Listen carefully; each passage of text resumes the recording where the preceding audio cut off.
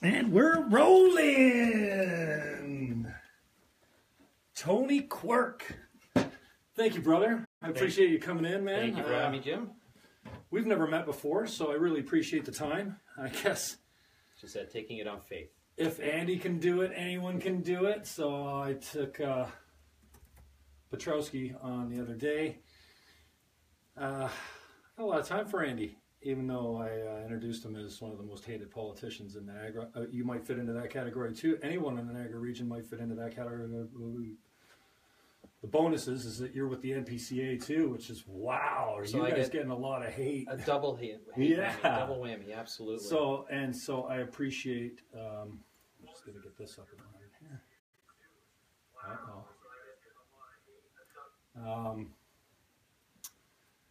This doesn't look like it's going too well. That's the Facebook Live. So hello to Facebook Live. We might have to restart this. Oh no, it looks good now. So. Is it working? Yeah. So right. Thanks for doing this. I appreciate it. And like I said to you when you walked in, I said, we ever met before? I don't think so. But so yeah, thanks for taking it on, Faith, because there isn't another platform like this in Niagara, and I've really been concerned and disappointed by the lack of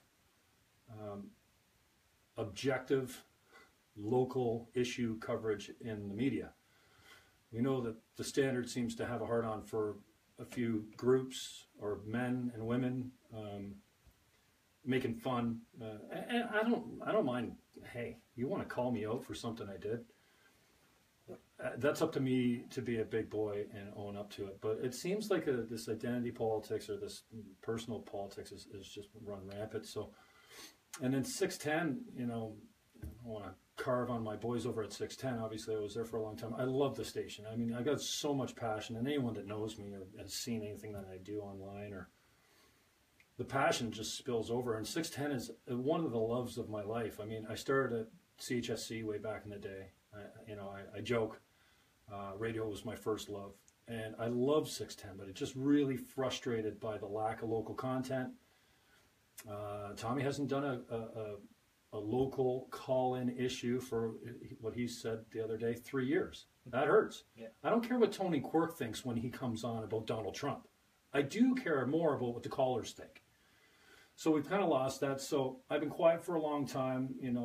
I think my ego was bruised more than a little after running for mayor, essentially just to keep Walter out. That was no secret. I wanted to expose him for what many probably didn't know about him, going back to the Chamber of Commerce and that kind of stuff. It's not personal. It's political. That beat the shit out of me, and like no other campaign ever has, not because I didn't win, because I never actually ran an election where I thought I could win as a Green Party candidate, or municipally, or for the mayor. I ran to make sure that Jeff won. Birch, he was my guy. We see eye to eye on stuff, not so much anymore. That one hurt a lot. I couldn't believe that he pulled it out, but I buried the hatchet quickly. You got to move on, and my life didn't end because Walter became mayor. And now, strangely enough, I'm thinking, well, I haven't never run for anything that I actually had a shot to win. I didn't run for mayor thinking that I was going to win. My 500 votes proves I didn't put a whole lot of financial effort into it, or I was there not as a spoiler, but as maybe a functional piece of the conversation. I mean, I ran for the leadership of the Green Party in 2006 because Elizabeth May and David Chernyshenko were friends. And there was a small faction of the party that said, this isn't going to go well. These guys are going to hold hands all the way through. We're not going to talk about any of the controversial issues. So enter Jim Fannon. We talked about all the controversial issues. And I went all over the country doing debates with the Green Party. And they haven't had a leadership race since. As a grassroots Democratic Party, the Green Party, come on, please. This bullshit about having 75% and getting a free ride at every convention. Anyways, I don't want to make it about me. It is. It's a Jim Fannon show. Tony Quirk's my guest. Thanks for tuning in to people on Facebook Live. This will be uploaded with no edits, no commercials later, with better sound. I'm not sure what it sounds like there, but these microphones are actually hooked up to another camera that's doing a better job, and that will be uploaded to YouTube later We're on iTunes, TuneIn Radio, Stitcher, I don't know, pretty much all the podcast platforms. You can find us on SoundCloud too. I see that I'm pretty fucking sweaty there, Tony. Man, you're nice and cool. And the host is a big, fat, sweaty mess. Tony Quirk's my guest today. I'm just going to read from your Niagara Regional page, and thanks for the bio. It sucked, but I do know what your daughter's names and your wife's name and what you do for fun is now. Councillor Quirk, first elected to municipal council in 2003. Served as, alderman. Remember when we used to call him alderman? So you're on city council too, Ward 2 in Grimsby? We still call him alderman in Grimsby. Okay, cool. Old fashioned. And you still got a volunteer fire department. We do have a volunteer firefighter, one of the best in the country. I'd like to look at that for everyone across the country. Again, for what we're paying the firemen. Nothing against the firemen. But man, we could speak 2 hours about how awesome our volunteer fire department is and the fact that they are now certified as the training center for all volunteer fighters. And a brand new house, too. A brand new house to do it in. Cool. Absolute fantastic facility. So that could be a whole conversation. Tony Quirk, well, we'll have you back because I want to hit some other things. And you got council tonight, so we got to have you out of here in a couple hours. It's only committee of the whole, so I don't have to change. Oh, okay. Yeah, so we don't have council tonight. It's just, what committee? It's budget committee of the whole. We're going to be approving our capital budget. All right, cool. In principle. So from 2006 to 2014, town council in Grimsby, and then served as the chair of the Grimsby Downtown Improvement Area Board of Management. And your personal life designs pollution control equipment, for industrial applications. I'm a green Tory. Wow. They almost don't exist anymore. Exactly. Or they they run for the Green Party eventually. More and more all the time, hopefully. Previously, you served as an executive assistant at Queen's Park. I didn't know that. When Mike Harris got elected, I was working for the party, helping out, and wow. I ended up working at Queen's Park for one of the MPPs there. Peter Preston was my boss. Unfortunately, he just recently passed away this time last year, actually. Great guy to work with. Taught me about putting the fun into politics. Was a guy that was not worried about getting re-elected. He just wanted to do the right thing, and cost him a few occasions where he probably said the wrong thing, but he always spoke his mind. Just a great guy. Well, I appreciate your diversity. It's certainly, you've got politics in your blood, I guess, because who will put themselves in the line of fire at the NPCA, the Queen's Park, and the region, and municipal is not always a cakewalk either, man. I mean, this is, the most important level of politics for me is the one closest to the people, which is municipal, and that's why we'll talk about it later. But I wish the region would just fucking go away. I wish we'd disband it because we don't need them. It's just another higher level, further away. They're distant, and their solutions don't always match with what the municipalities think. I think there is a legitimate debate to be had about replacing the region with a series of service bodies, local service bodies that would allow us, or service boards, to allow us to get the economies of scale for things like water, police, a few other things where the cost has to be economic development.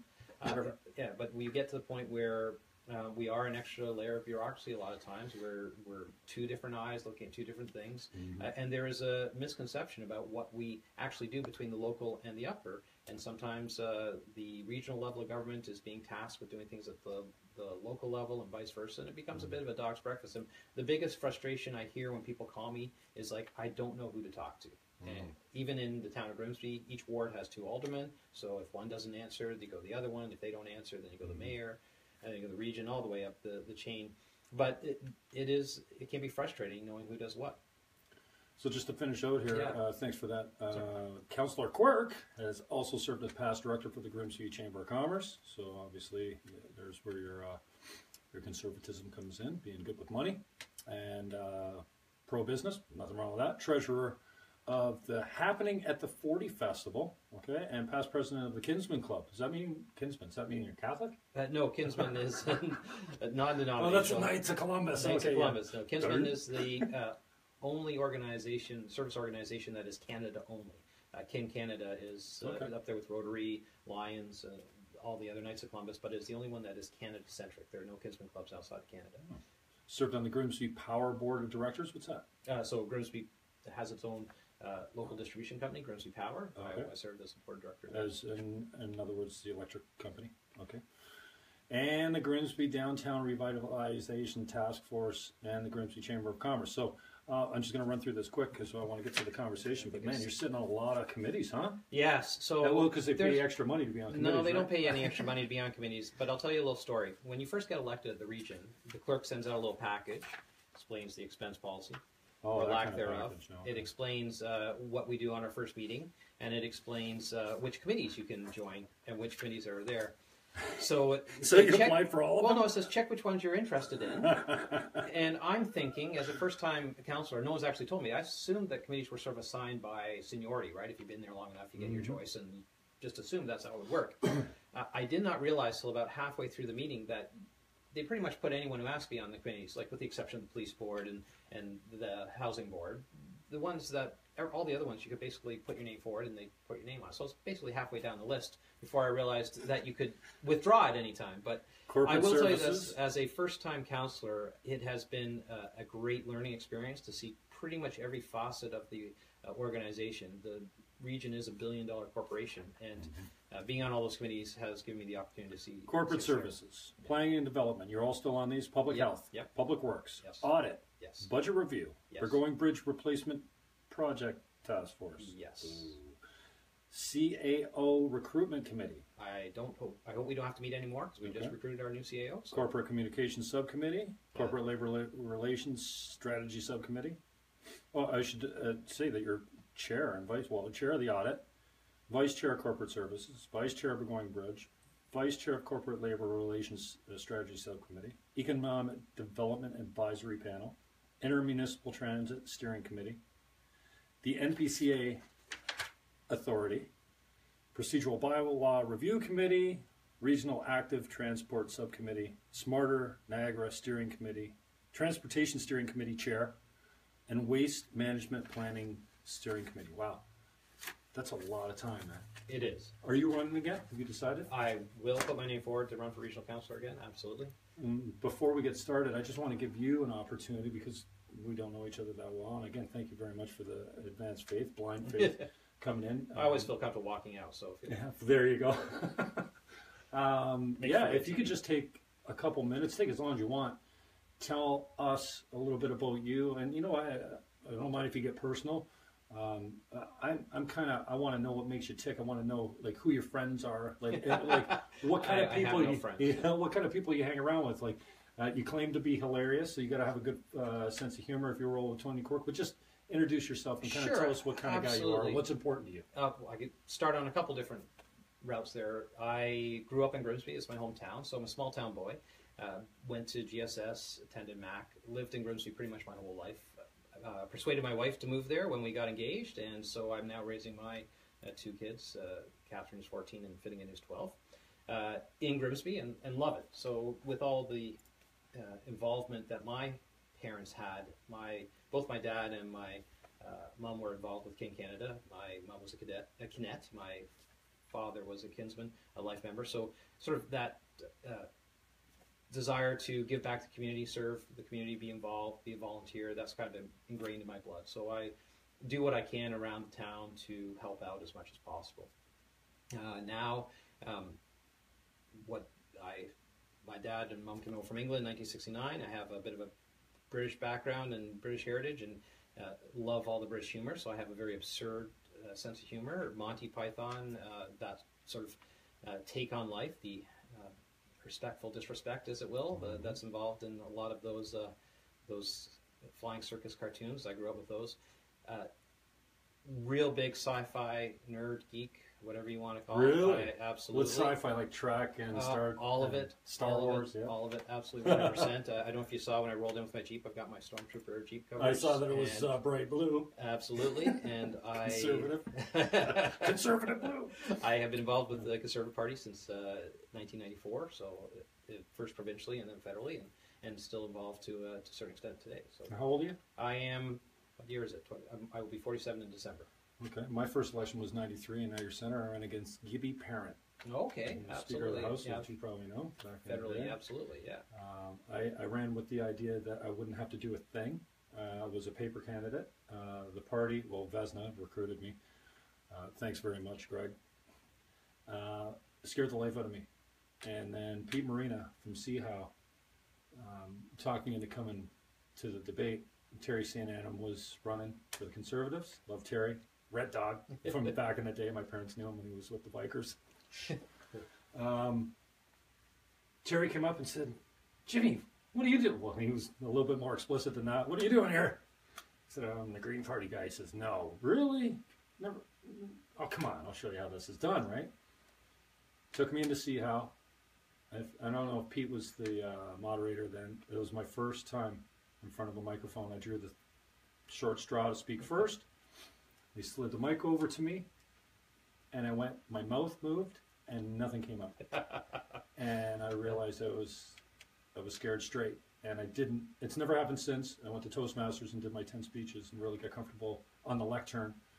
And I did a short stint at CHSC back in the day before it folded, and conquered my fear of public speaking. I'm still kind of an introvert, even though I do a lot of extroverted things. So I soaked a chair. And then coming down Forks Road, I remember I was driving my Delta 88 Brougham, 1984 Delta 88 Brougham, dual fuel, gas and propane, arms out the window screaming at the top of my lungs, steering with my down a gravel road, just elation, like I've never been so high in all my life, over conquering my greatest fear. And I thought, okay, if that's all it takes to feel like this, I'm gonna do more things I'm scared of. So I was the same way. I absolutely despised public speaking. Right up through high school and university, I was not a public speaker. I did not ever envision myself getting involved in politics. I was a math and science guy. I went to Mac for engineering initially, and I did not think that politics was even in the realm of what I was going to be doing. So I am happy that I can speak publicly, and I try to encourage with my kids, because I know they hate public speaking, but so once you can speak publicly, sort of the world's your oyster, because you never have to be afraid of getting up in front of a small group, a big group. My daughter is a reader at church, so I give her full credit for doing that. My son has ran and won his position as the class rep in the local, or his local school. So I'm saying, okay, you guys take that as far as it can, because if you can speak in public, make yourself come across clearly. I said I don't always do that, but there is a great opportunity if you can do that. Well, you do a lot better than some of the guys down at the region, I'll give you that. And you know, I kind of, I hate to say this, but I feel sorry for them when they get up there and they can't get their ideas out, or they're playing with stuff, and just, I mean, it's not theater. So it doesn't have to be perfect. Just get your thing out and sit the hell down. We don't need this filibustering and this don't beat around. Don't say the same thing 6 times to the chair. The chair's busy. We got to go. We got a curfew. So yeah, I got a lot of respect for anyone that does it, but I kind of feel embarrassed for them a little bit when I'm looking at them and they're going around in circles, and you can see that they're nervous, or they're completely red, their whole face, you know. So, well, I respect what you all do, but having a voice that you can control and breathe through the fear and all that kind of stuff that you obviously conquered already is admirable. So thanks for that. So, I don't know where to start with you, bro. Well, you started off with saying a couple things about in your opening comments about people in politics and personalities, and going back to myself, I try not to take the personality out of politics. If we disagree on a policy, I would hope that you can sit and have a beer and discuss the pros and cons of it. I like beer. I have often seen, and unfortunately it's the case, where people equate the person with the policy, and then they dislike the policy, so they dislike the person, or they question the integrity of the person. And we see that. We'll get into some conversation about the NPCA, right? You disagree with the policy direction, so your lash out argument is, well, then you're corrupt. Well, that's not fair. It's not just. But you try to have a conversation with someone, and if they don't want to hear your side of the argument, then you're saying, okay, you have chosen to make it personal. That's fine. I try not to make it personal with anyone. I've lost too many elections and to ever take anything too personally. But I have. Take another step back. When I went to university, I started when I was 17. I finished grade 12 and went straight to Mac. So I was young to begin with. I met a whole bunch of guys in first year university. We all lived on campus. We were all kicked off of campus at the end of that year, but that's a whole other story. Those guys I still get together with once a year. After 30 years later, we're still getting together on a regular basis. And they run the gambit of political thinking. They run the gambit of where they are in their lives, work-related, family life, whole gamut. And we get together, it's like no time has passed, and we have discussions. And, of course, a lot of it gets centered on me because I'm the elected one in the group, but I take a lot of it on the chin. But I have one guy, we get into very heated, argumentative debates, but at the end of the day, we're sitting down and having a beer, right? We don't let it get personal, and that's where I think a lot of people who look at politics and politicians, and they automatically assume they're in it for themselves, they're self-serving. I think that is a narrative that has been sort of festered by the constant campaigning. And the constant campaigning plan is, I'm going to run against you. You're an incumbent, so I'm going to tell you that everything that's going wrong in the world is wrong. Everything that you're doing is wrong. You have done nothing right, and then I'm going to run and fix all those problems, right? So I'm creating the narrative, which is what people who want to either replace an incumbent government or replace an incumbent municipal politician is to say, I think that everything you're doing is wrong, and they're never going to give any credit for the things that are going right.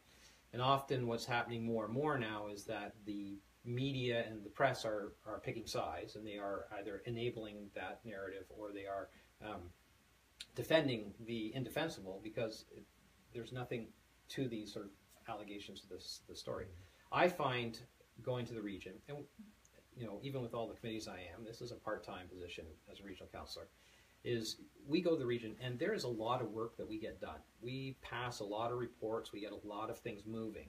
None of it is sexy. We build roads, we put pipes in the ground, we try to spend the taxpayers' money responsibly. Sometimes ban smoking in parks. Sometimes we don't do a good job, sometimes we do.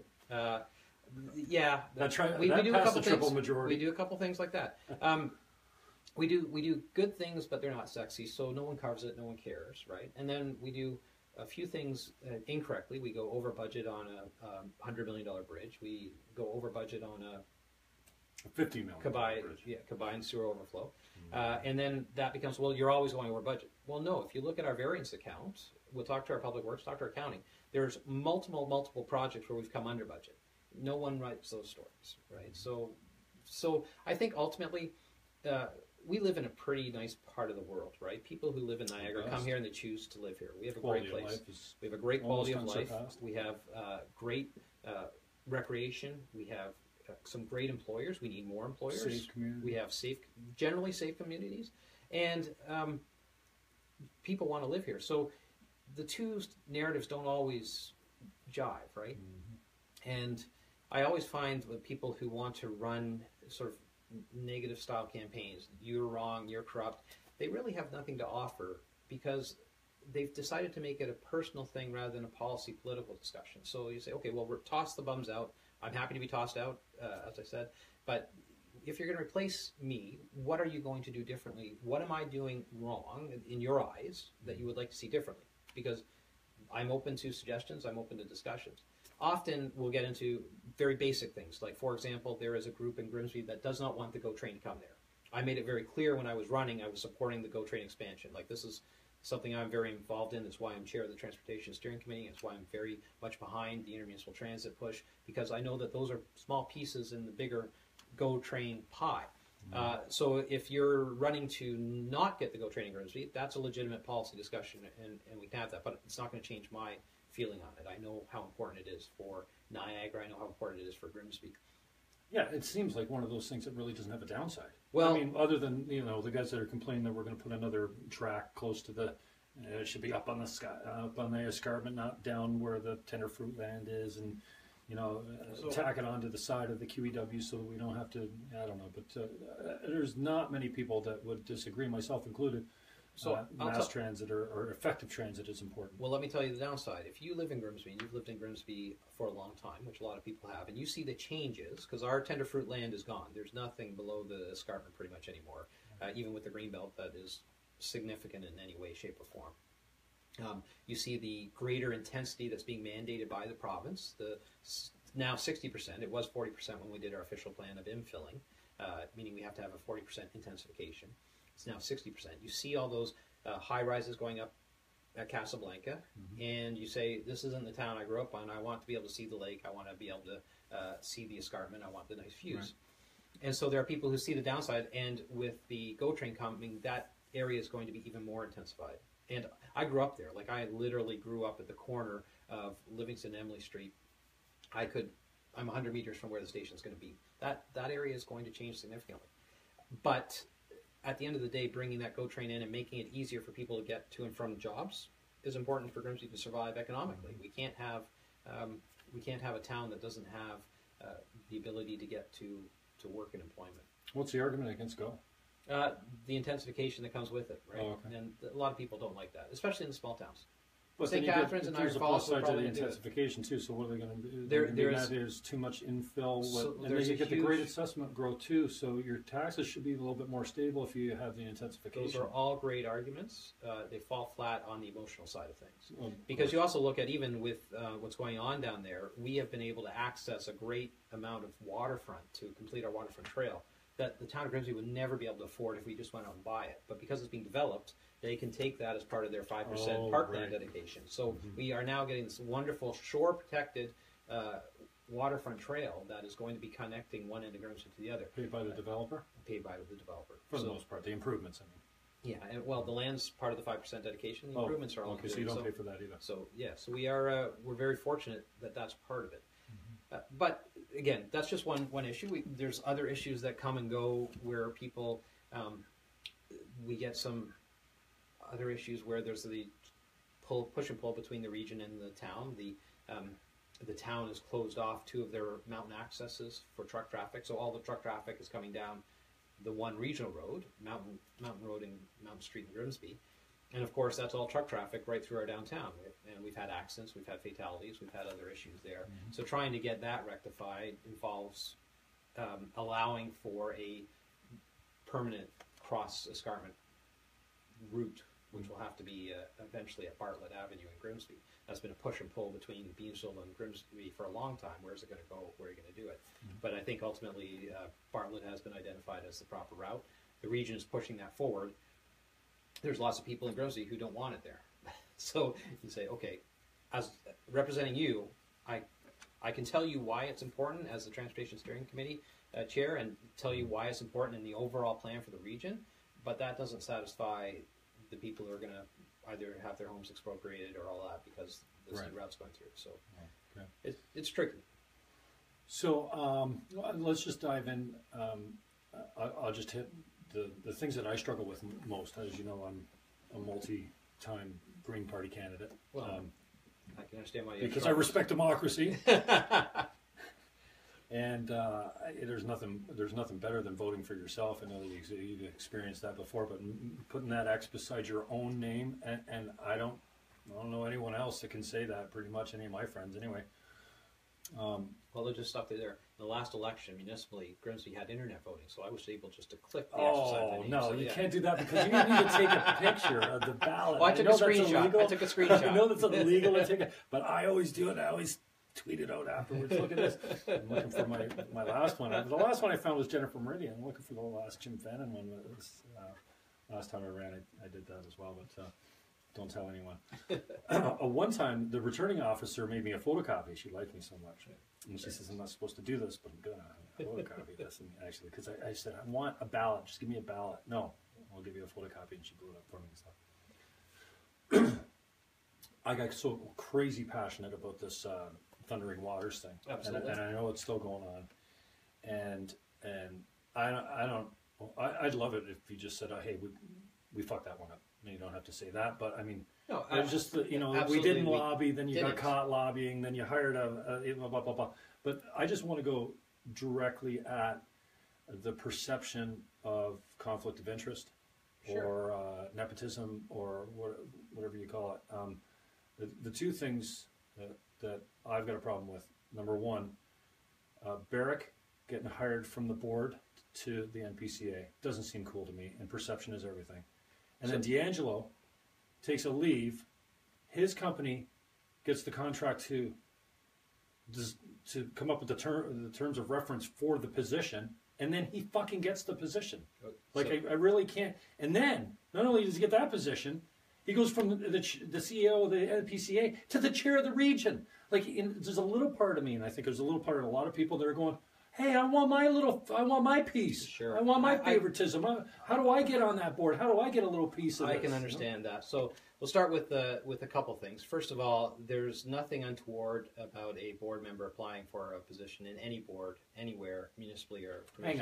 Hang on. No. There's absolutely nothing wrong with that. Conflict of interest is if you're on the board and you... That is not what conflict of interest says. You benefit from any position on the board. That is not what conflict of interest says. What's it say? So conflict of interest says if you vote for something, if you vote for something or speak to something where you have a direct pecuniary interest, that's what is all about conflict of interest. You can vote with the conflict. You just say, I'm in conflict and I'm voting. You don't. No, if you have a conflict, you don't get to vote. Oh. You don't get to vote. I thought you just have to declare it. No, you declare it and you don't vote. And if it's a closed session item... That sounds No. reasonable. So this is important to educate people because people have a misconception of what's involved with it. So, again, we go back to the fact that regional councillors are part-time positions. All of them, except myself, I'm fortunate enough that I've retired, is they have real jobs outside of politics. So there's nothing that stops anyone from applying for any position at anywhere, any shape or form, whether you're on the board or not. That's not a conflict of interest. What would be a conflict of interest if Dave Barrick then voted to hire himself? That would be a direct conflict of interest. So applying for a position, going through the interview process with people who know you, absolutely, that is a benefit for sure. But I'm sure I guess it's perception, right? I'm sure that there are lots of people who've gotten jobs because they know their friends and they're getting recommended, and that happens often in all industries. And I'm not saying pisses everyone off, but references, especially when you're in government. But then references matter. So that's the first part of it. Secondly, I wasn't on the board when David was hired, but I do know from talking to people who were there. Some of them are no longer on the board. They asked David to apply. It wasn't that Dave said, I'm going to apply for this. He was actually invited to apply for the job. So that makes it a little bit more legitimate in my mind. If the people who were tasked with recruiting these positions were asking various people who they knew had the skill sets to apply for it, I think that is legitimate as well. So that's something that happens. You have it at boards of Chamber of Commerce boards, you have it at hospital boards, people who are on the board become the CEO or the Chief Operating Officer. This happens, and it's usually because the people around the table have a certain comfort level with the person that they're hiring. So that's definitely legitimate. Yeah, fairly, the guy that's on the board also has intimate knowledge of the workings of So there's definitely a subject matter expert. If you are someone who is managing the general governance of the entire organization, and you're asked, what do you think is going right or wrong, you already know where the direction that you want the board wants you to go. So it definitely gives you an advantage. So why do you think guys like me who are fairly well educated still, and like when I read the Code of Conduct and it says no member shall benefit from anything from being on this, and then I go, well, duh, that job is a benefit. No. So again, you have this problem, and this problem is being perpetuated out there, is that if you have someone who is voting for something that gives them a benefit, that is different than someone who earns a benefit by being on the board. And in fact, David took a leave of absence to apply for the job, which is legitimate. Why would you have to do that? Again, so there's no perceived conflict or otherwise, right? So you take a leave of absence, you apply for the job, you get the job, you're not voting to hire yourself, and you're not using that position on the board to get the other position, right? It's okay. So. And by the way, I got nothing against Dave Barrick. I'm saying that there's people who want to make it into an issue that it is, and I think a lot of it is petty personal politics more than it is actual real concerns. Because I will tell you, in the time I've been there, I've watched David in his capacity as Director of Operations, and prior to that, Director of Corporate Services, basically turn around our parks to the point where they're now making money. Before, we've had to subsidize our parks, our 4 main parks. I've seen him implement the strategic plan and bring a level of professionalism in terms of policy, human resources, procedures that were lacking in the organization beforehand. So no one can fault his job performance in any way, shape, or form. So now what they want to do is say, okay, we can't fault your job performance because you're a consummate professional, but I am going to fault how you got the job in the first place. Well, that's, again, disingenuous because this all happened before the last election, and he got reelected. So people knew what he happened. The people in Port Colborne reelected him and sent him to be both a regional rep, knowing at the time he got the job at the NPCA. So I think if the people of Port Colborne are okay with it, I'm okay with it too. So I wonder how much people actually pay attention to that kind of stuff. And I just want to say I don't know Dave Barrick. I know what I see of him because now I have to watch all these freaking council meetings because I want to know what's going on. It's not, you're right, it's not sexy, but I watch town council too, a lot of the times, and especially, I've been known to show up and speak against or for certain things too. So, but I find myself siding with a Tony Quirk and a Dave Barrick and an A. Petrowski more and more now, more so than whoever it was back in the day, Brian McMullen, Debbie Zimmerman, Stan's a real estate agent, Augustine, Dave. Oh man, if you're just going to run for chair, stand up and tell us. Don't make every speech that you do a fucking campaign speech for chair, because we all know you're running, and I don't know that it's a big secret anywhere, but it's funny because when Barrick. What I appreciate most about Barrick is his haircut, because he wears a much more aggressive hair than I could. I would like to wear it like that, but it's just a little too aggressive. He's got pretty good hair. I've heard the Pee Wee references. When I watch that stuff, and I've never even seen Dave other than at council, I would just burn with anger. And I've got this thing, and I think I'm about the only human being that I know that will admit I'm trying to manage the hate that I was born with in my heart. When you just look at someone and you go, like, everyone's got that. That is a little bit of hate.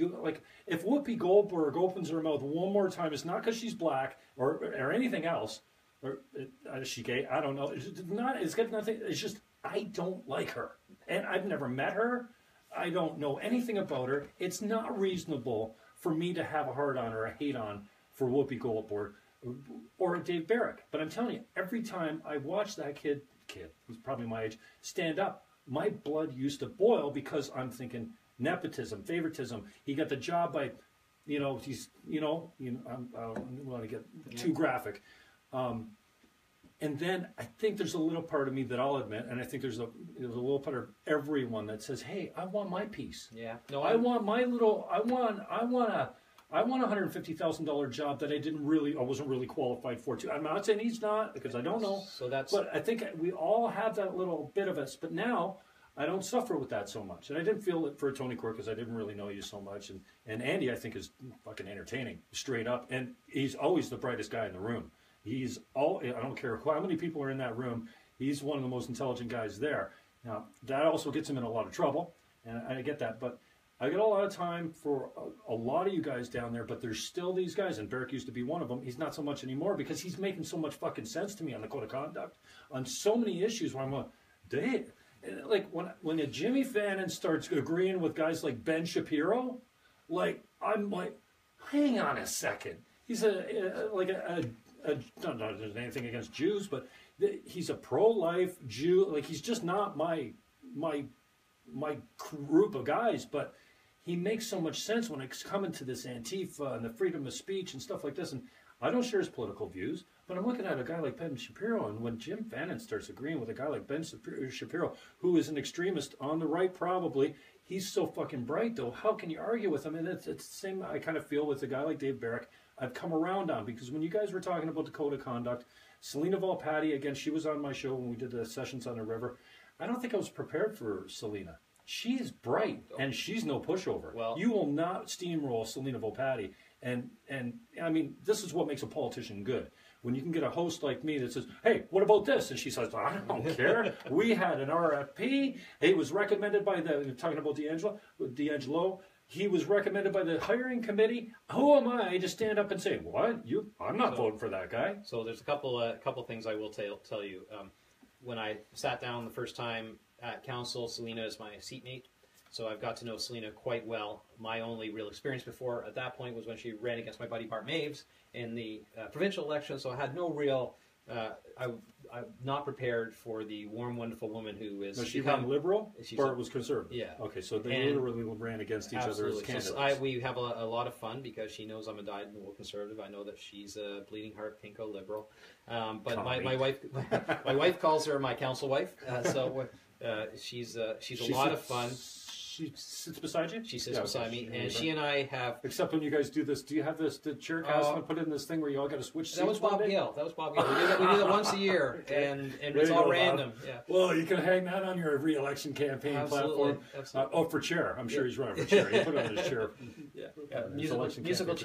Musical chairs. But no, Selena's fantastic. I love working with her, and she and I temper each other a little bit. There are times when, as you said, you want to stand up and start raging at the world, and she's like, let it die. Or I'll see her going to hit the speaker button, and so, really, Selena, is this the one you want to speak to? And she'll do the same thing to me. So we do have a good tempering thing. And there are times when we adamantly disagree on policy, and we will debate it, and we'll let the votes fall where they may. And that's the nice thing about the region. And then we go out and have a drink afterwards. So she's I always say that it's good to have someone who will give you a gut check every now and then. Selena's my gut check because, as I said, she's definitely, and she and I are not on the same side of the political spectrum, but she is a common sense person. And that's, I think a lot of what you're talking about is trying to get to a certain level of common sense within the municipal government. And it doesn't have to be a left thing. It doesn't have to be a right thing. I've supported things that are not necessarily conservative minded.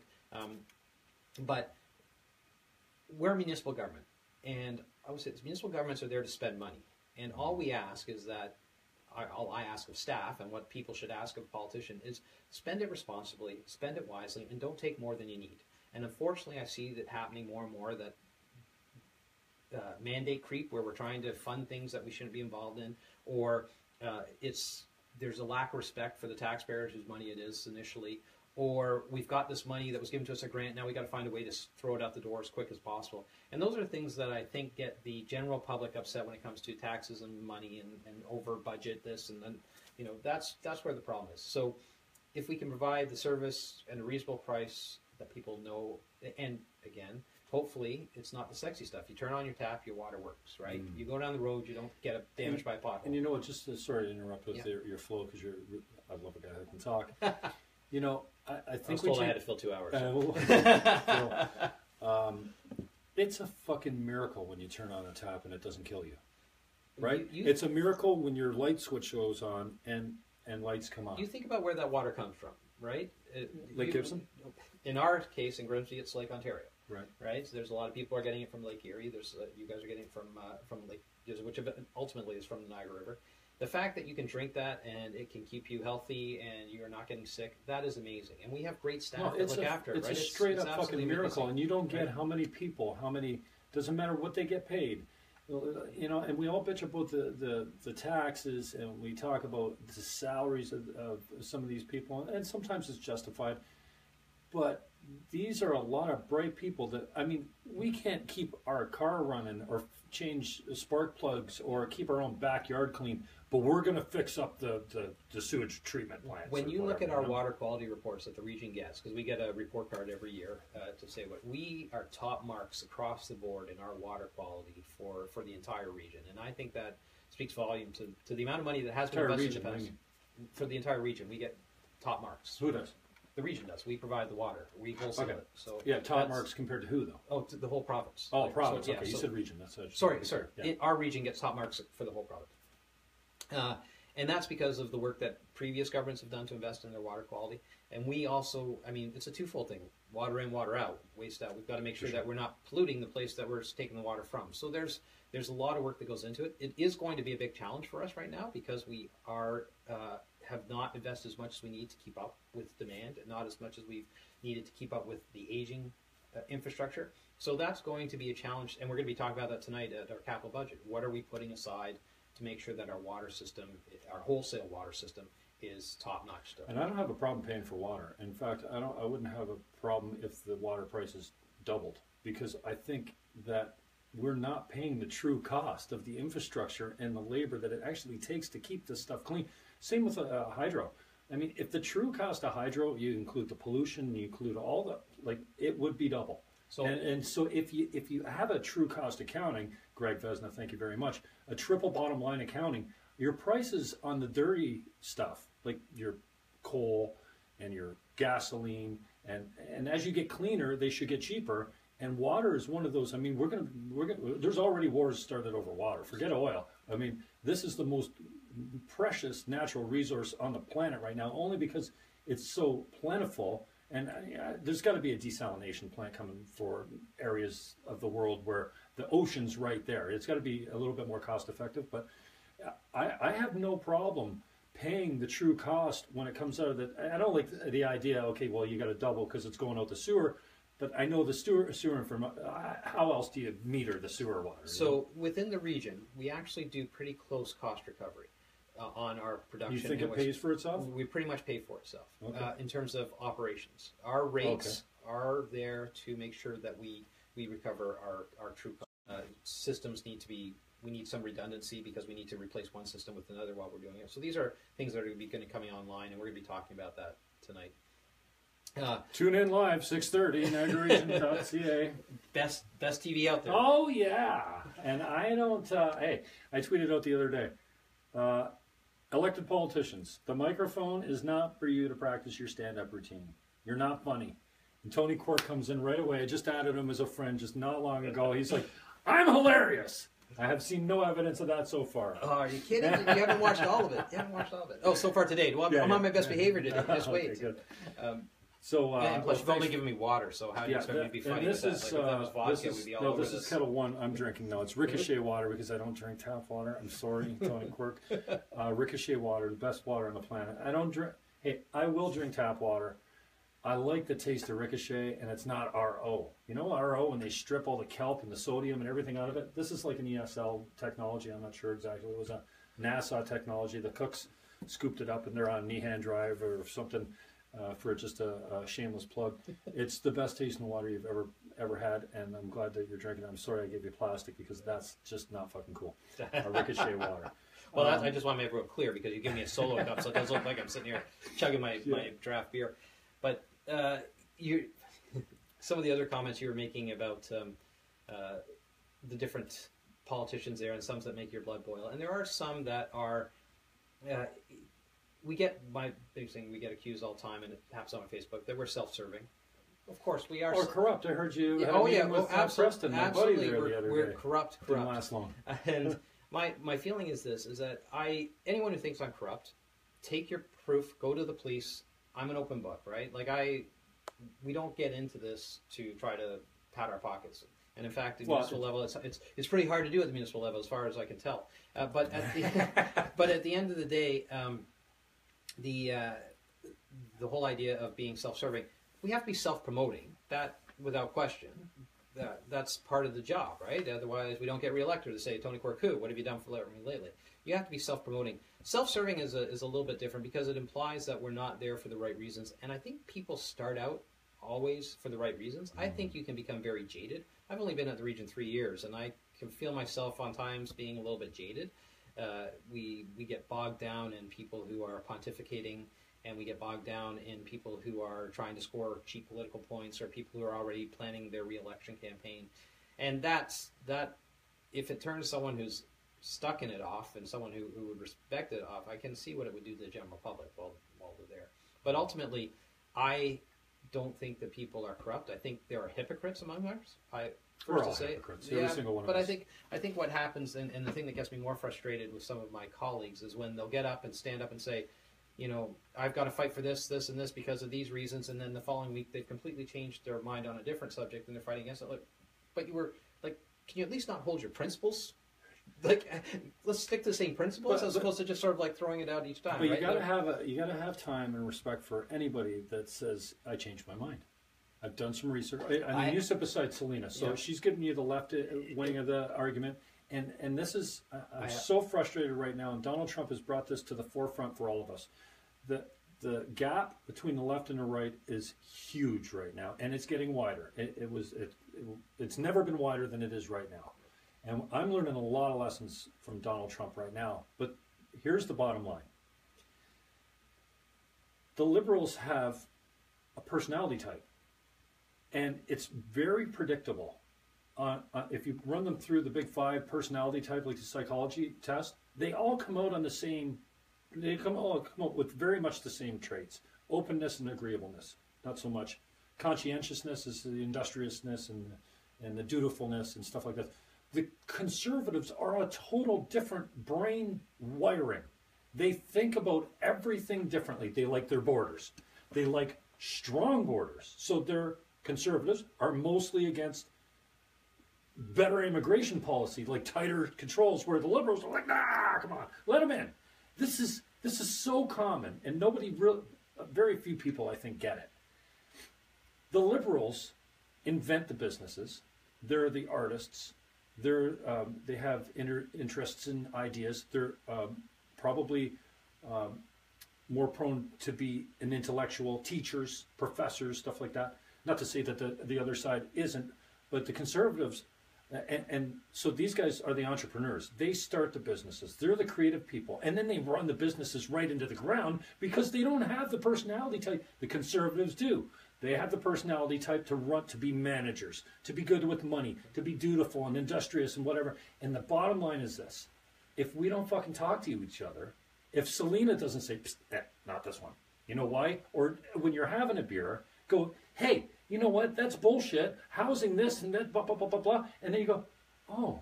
Like, did you ever have those aha moments? You ever come back to council and go, she turned me. So, or I learned, and I got a lot of time, and I like to put myself in that category.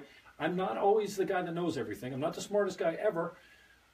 And I have a natural tendency to listen to people. I've had to learn to do that a lot because I talk a lot, and when you're talking, you're not listening.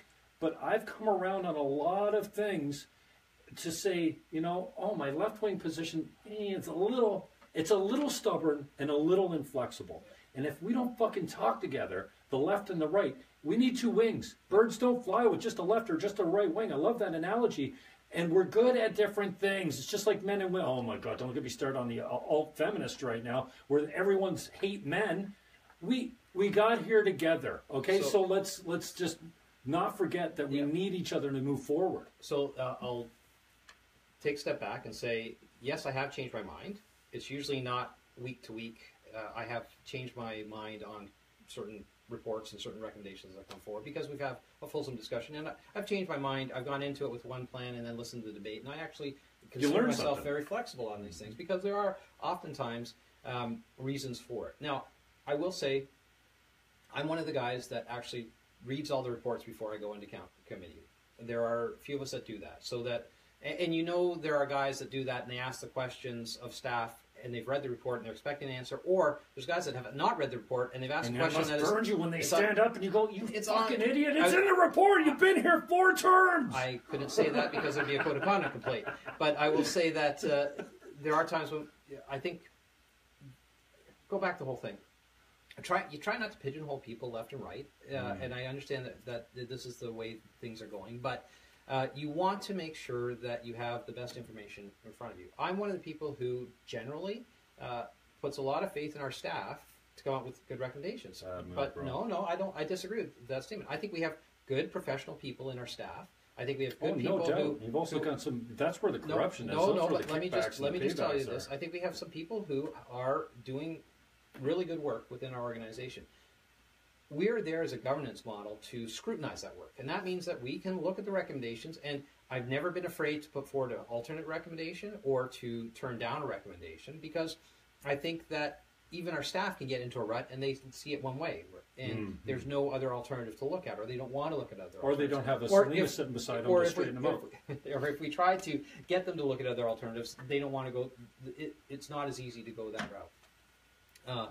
So I think that when you're sitting around the council table, you try to think you go in there with an open mind. Often I don't. Often there's things that I have my fixation on, and I want to make sure that these things get resolved.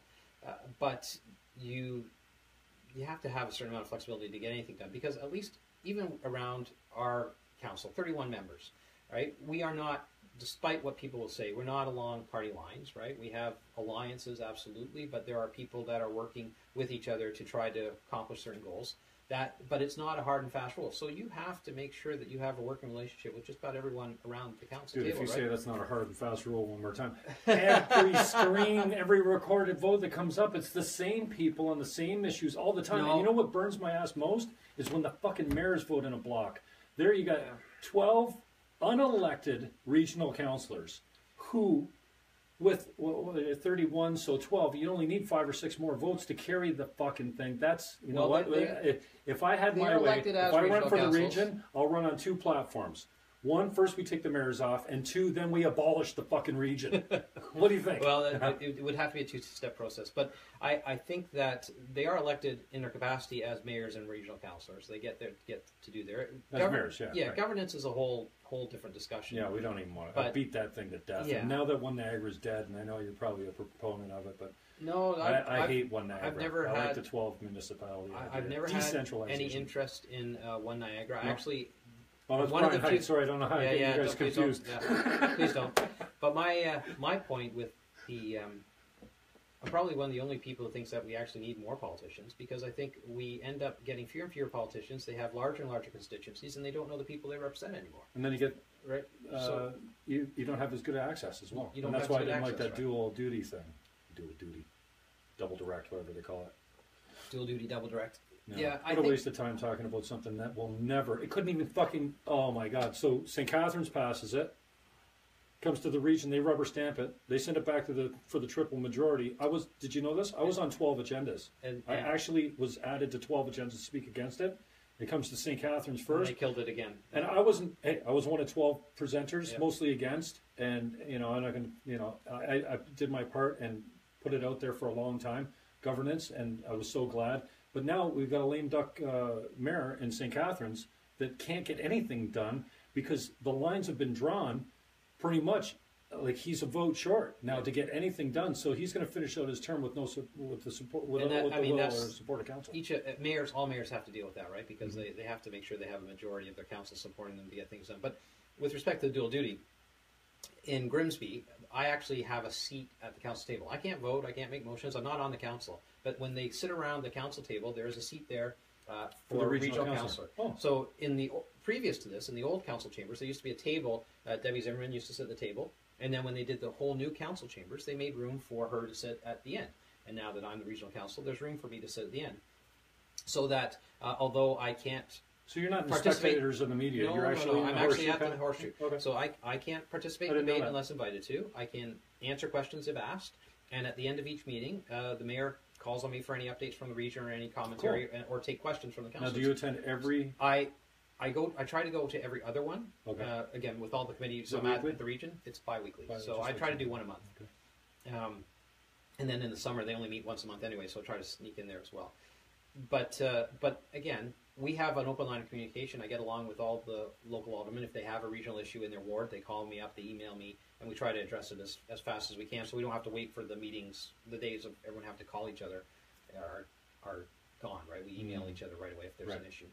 And so I have a good working relationship. I can see how if you're a regional councillor who doesn't have that relationship with your council, or you're at odds with some of the local council and some of the other things, I can see how that can be frustrating, and I can see how dual duty might be seen as a solution to that, especially in say St. Catharines or even Niagara Falls to a certain extent. They could probably justify it there.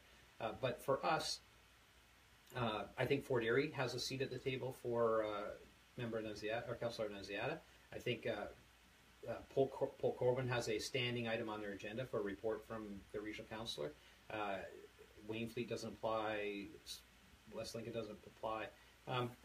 So the different municipalities have. I don't know what Lincoln does. Whether they have a seat at the table or a table there for their regional councillor, or they just make them. If they want to delegate, they can do that. So, and again, you have to have a good working relationship with your local area municipalities to make things work. But I don't think One Niagara is the solution. I've never believed in that, because I think that marginalizes the smaller municipalities that actually have. We have a pretty diverse group of municipalities. They all have different wants and needs and different directions that they're going, and that's not a bad thing. It adds to our diversity. Welcome to our Facebook Live.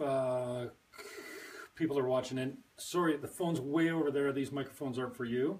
But you can text us in a question if you want to talk to Tony Quirk of the NPCA or Niagara Regional Council. I did get a email here. A real estate at Team Niagara. Plug. I need to fucking sell a house soon, or I'm not going to be doing this show much longer. We're commercial free. We're sponsor free. Oh, I want to say thank you to Tyler Barron. These mics are about $1,800 each. These are 414s. Oh, it doesn't matter about that. AKG. Yeah, I think they're 414s or something like this. These are good mics. Tyler, thank you for lending me the stuff, and Josh Mills, another buddy of mine that lent me some gear to get this going. And that iRig is doing pretty good. You don't need a whole hell of a lot of equipment to do this job properly. So Tony Quirk's my guest. You can Facebook in. I see a few comments here.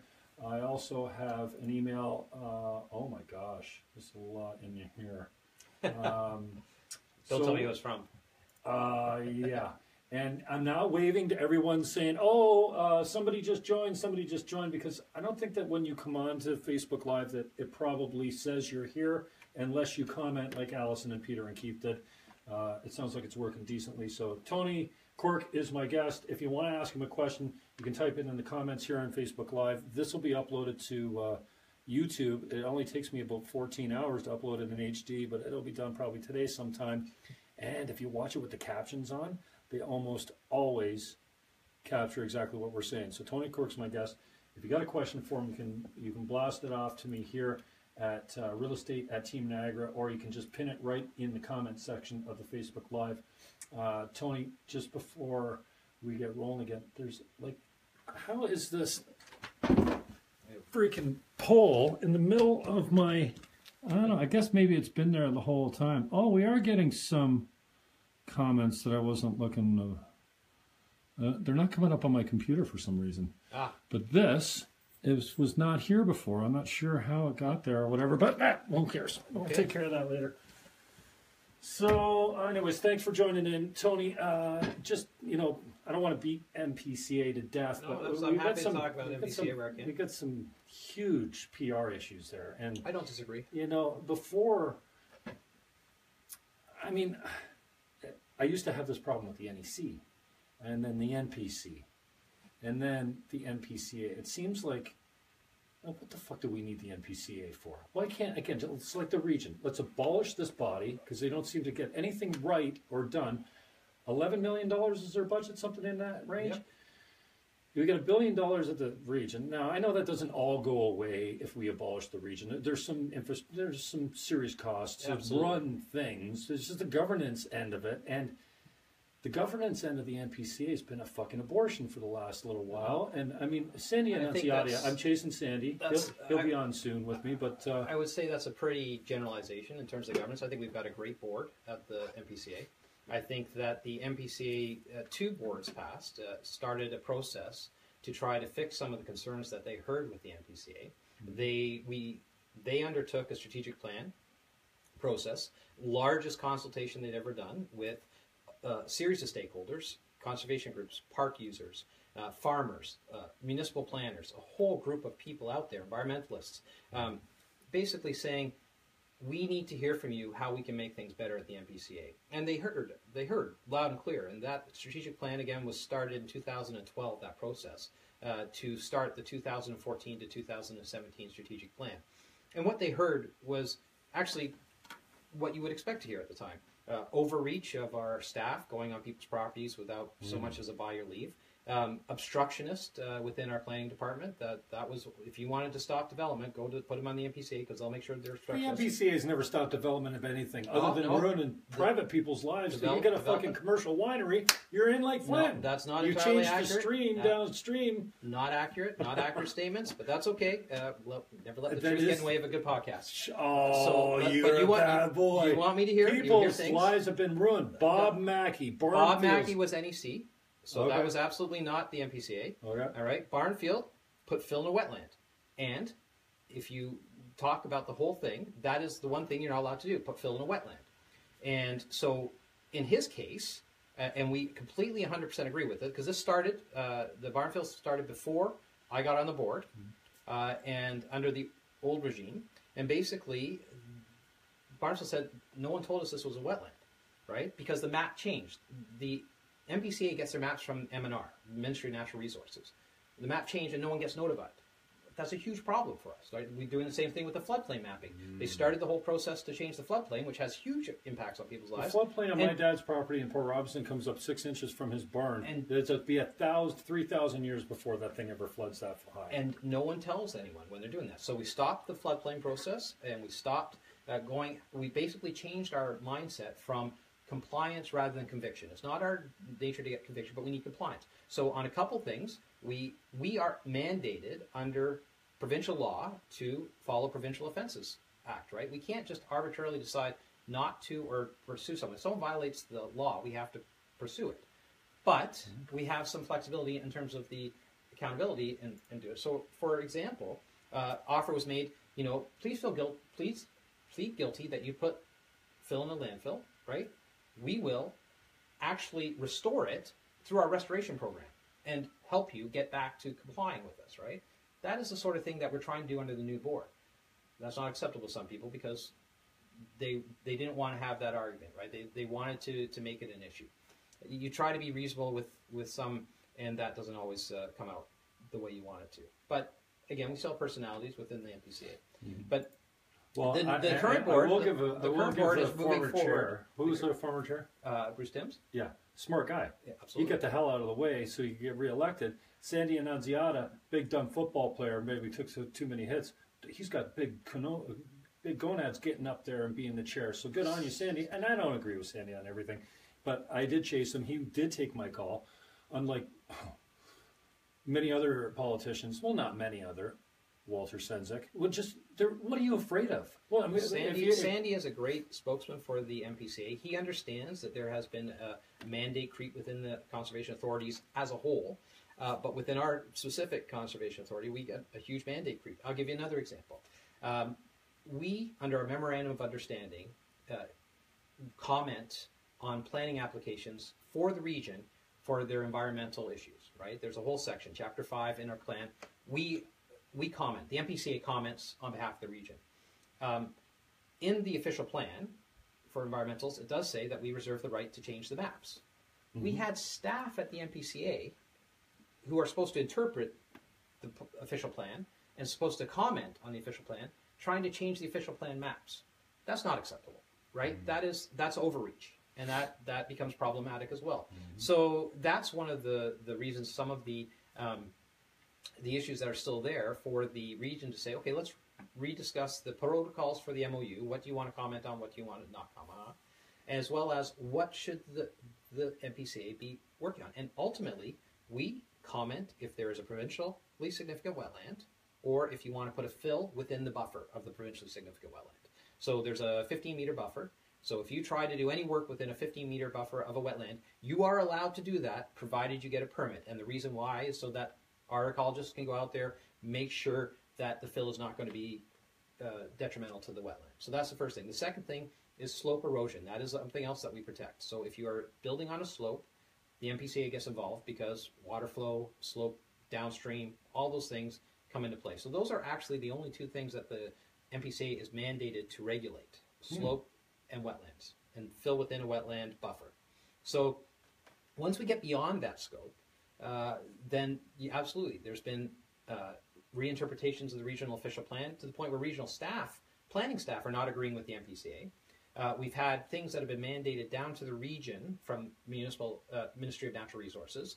The region is then taking those Ministry of Natural Resources and handing them off to the NPCA.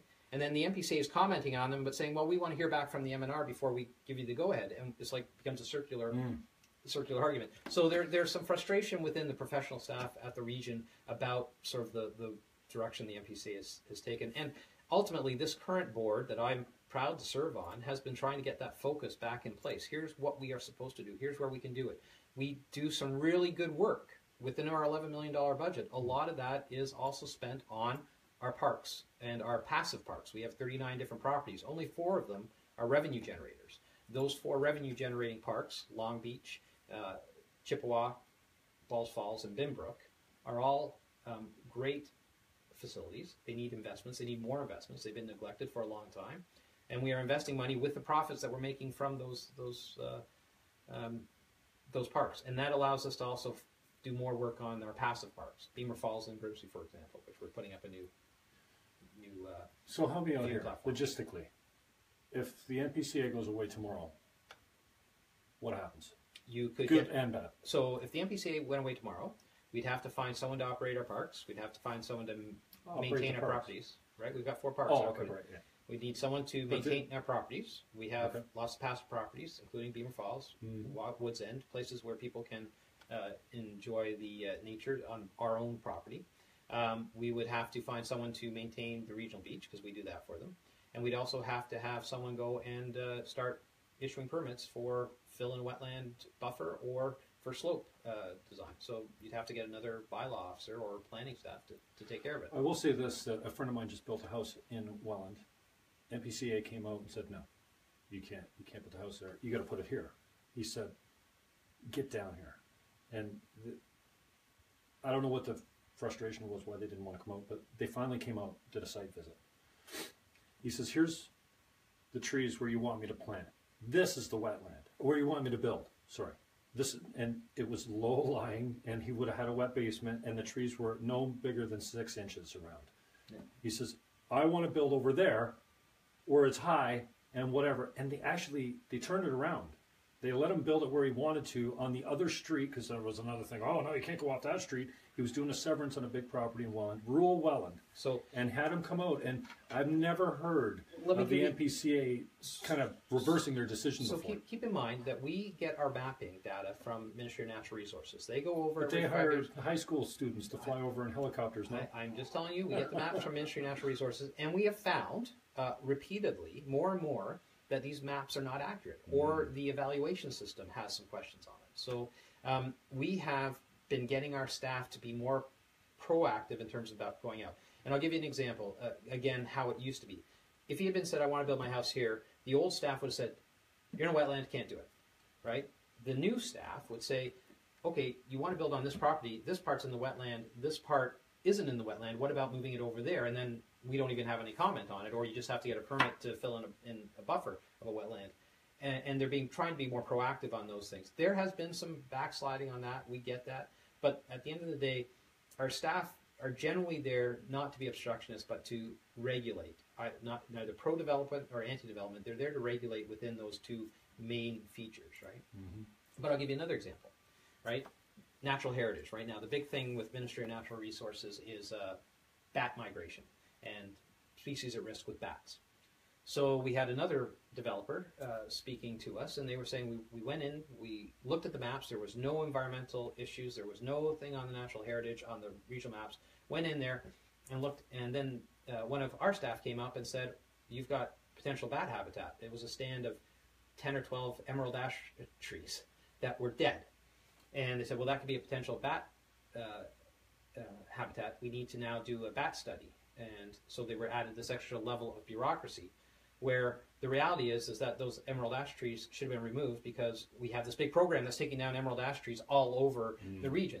So it's one of those things, left hand not knowing what the right hand is, being reasonable and being professional. And those are the sort of discussions that people have to see, is that this is not being pro-development or anti-development, this is being reasonable and practical. Right? Why are we there? Oh, and by the way, that stand of trees wasn't on the map, so it was just arbitrarily added to the map as an environmental feature. So those are concerning. Definitely, and I think it's an image problem more than anything. I think, and I'm not sure that the taxpayer is really feeling like they're getting their money's worth. And we've only got one pocket. It doesn't matter whether you're talking municipal, regional, provincial, or federal. There's only one pocket, and increasingly the government just thinks that they can go to our pocket, and the budgets never get smaller. The zero-based budget is how many communities actually practice that, but from a PR standpoint, whether it be Carmen getting a CEO job, or whether it be, are you guys suing Ed Smith, or is that the region? We are. The NPCA is suing Ed Smith. Dude, how the hell does that happen? How do you use my fucking tax dollars to hire a guy that doesn't agree and speaks out publicly against you, whether or not his report? Well, I mean, let's be clear. Let's be absolutely 100% clear on this, right? The NPCA is not suing Ed Smith for asking questions or disagreeing with us.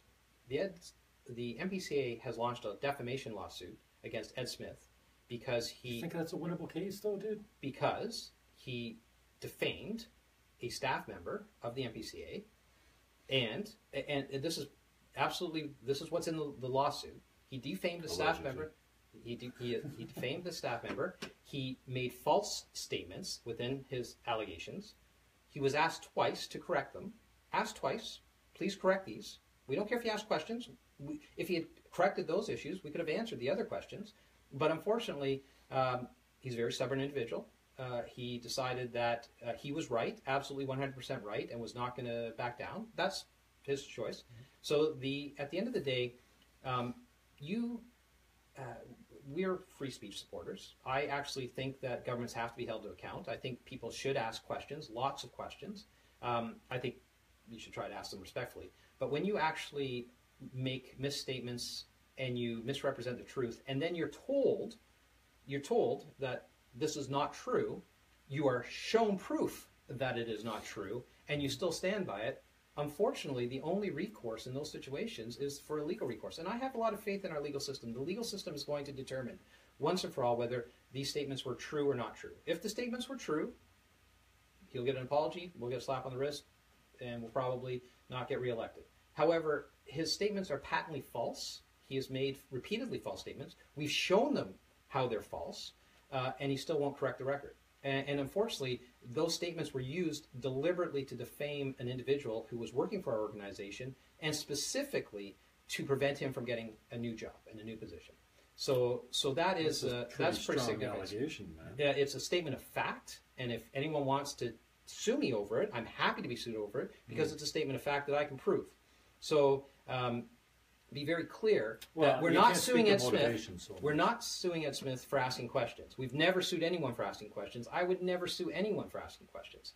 Ed Smith is being sued because he made a statement repeatedly that was not true and deliberately defamed one of our staff members. And unfortunately, at the end of the day, that's not acceptable. Not in civilized society, right? And you know what?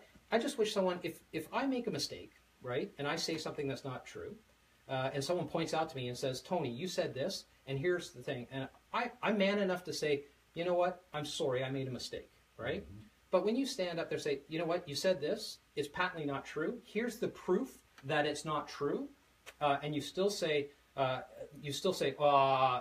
standing by this 100%, I'm not backing down, right? Then it says, okay, you actually are not interested in the truth or answers. You have made this political. And he's repeatedly made it political since then. He's got up in front of our board, he's got up front in the council saying, we're watching for the next municipal election. We are watching, and we want you to know that we're all watching for the next municipal election. But he's not running. He's got no interest in your job. It doesn't matter. The point is that he's decided to make it a political discussion as opposed to actually having a question of facts. And get through everything else, right? The Auditor General chose not to pursue any investigation with us, knowing all the facts, knowing all the allegations, because it was political. You mean the audit? The Auditor General, yeah. So the Auditor General has said, you know, this is political. This is not, they've reviewed, she had all the facts in front of her. She's reviewed everything. She's not going to proceed and anything because there's nothing there. We're doing our internal audits, our value for money audits, and we're finding things that we're not always aware of, and we'll continue moving down those paths, right? When I became audit chair at the region, we initiated the value for money audit program, right? The ones that led to the forensic audit in that way. I think it's a great program. All our programs should go through a value for money audit on a regular recycling basis because that's when you find things out. That's when you can say, okay, we look at big 50,000 foot level. Every now and then we got to dig down to ground level and say, is the money being well spent, right? And that's what we're doing at the NPCA. And we're going to continue doing that. And we haven't stopped doing that because the Auditor General said she wanted to do it. We're doing our own audits as part of our strategic plan review, and that'll continue forward. What about the lobbyist when it comes to thundering water? And I get that emotions are high on the NPCA, especially when it comes to thundering waters, because here you have an old growth forest. Hold on. We don't have an old growth forest. That's the other misconception. PSW. No, we have neither of those things. So we just we have it on some of the property, but you saw the aerial photos that were presented in Niagara Falls, right? In 1934, it was being farmed. It was cleared. These aren't old growth forests. These are only 60, 70 years old at the most. We have the 1950s photos, right? Big, huge clear areas that were farmed. So being very clear that it's not an old growth forest. It's not an old growth PSW. It is a more recent feature. And that, again, people are making claims about it that are not completely accurate. The property can be developed. There's all sorts of area on that property as a whole that can be developed. There's whole sorts of areas that are outside the current PSW mapping. There's whole sorts of areas that are open for logging, wood management, managed forest. There's all sorts of parts of that property. It's not homogeneous, right? The issue is the province set out a white paper saying we would like your feedback on biodiversity offsetting, which is a policy and procedure that's included in the current makeup. You can do biodiversity offsetting now, right, as a last line of options. Last line, yeah. I mean, so they wanted commentary on it. And they basically said, we are working on a no net loss thing. So if you want to biodiversity offset here, take an equal amount, put it here, and we consider it no net loss. The NPCA stood up and said, no, we will support biodiversity offsetting if, instead of doing 1, you do 3. Because in Niagara, we've seen a reduction in the amount of wetland. We would like to see an increase in wetland. If you go no net loss, you're not creating any new wetlands. So we said, let's do 3 for 1. And we said, if you are going to allow biodiversity offsetting, we would like somewhere in Niagara to be a pilot project, so we can show that as possible. And we've already seen it repeatedly on the creation of wetlands across the province, where it works. So there's two. Well, I was actually just on the Conservation Ontario biannual tour in last week, and we just saw a fantastic wetland creation at the Dufferin Quarry in Halton. So that's actually a quarry. It doesn't get more bare bones than that, right?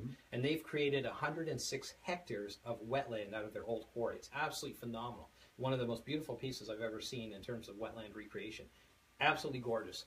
And it's all thanks to proper wetland restoration and management. So it can be done.